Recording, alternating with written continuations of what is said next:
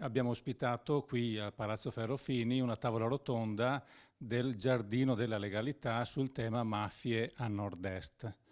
Un tema che ha a che fare con l'attività del Consiglio in merito all'applicazione della legge 48,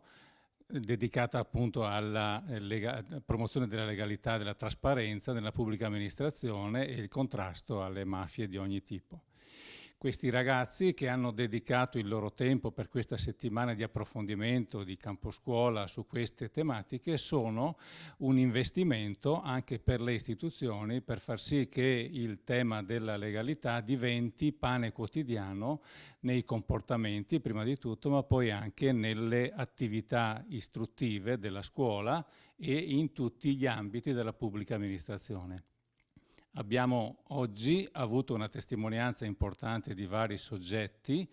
che hanno trasmesso ai ragazzi questi contenuti che oggi non devono essere dimenticati per far sì che la lotta alla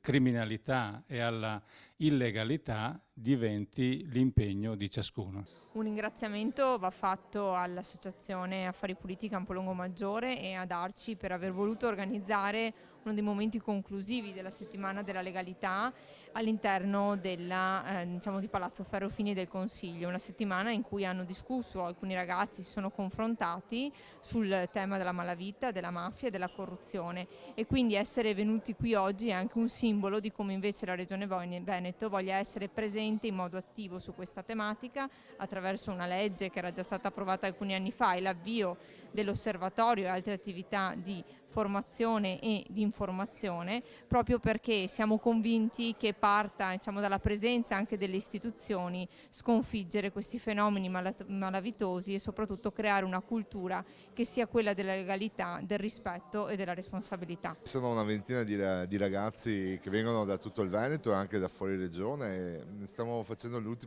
dedicando l'ultima settimana le loro vacanze scolastiche per animare il bene confiscato, l'ex Villa Maniero, che adesso è Affari Puliti, un incubatore di imprese, e in quello spazio del Giardino della Legalità stanno riassettando un po' il giardino, lo stanno sistemando per poi coinvolgere tutti i cittadini di Campolongo a una festa comunitaria sabato. Il percorso di alternanza scuola-lavoro che abbiamo fatto con delle scuole di Vicenza, grazie anche al grosso impegno degli insegnanti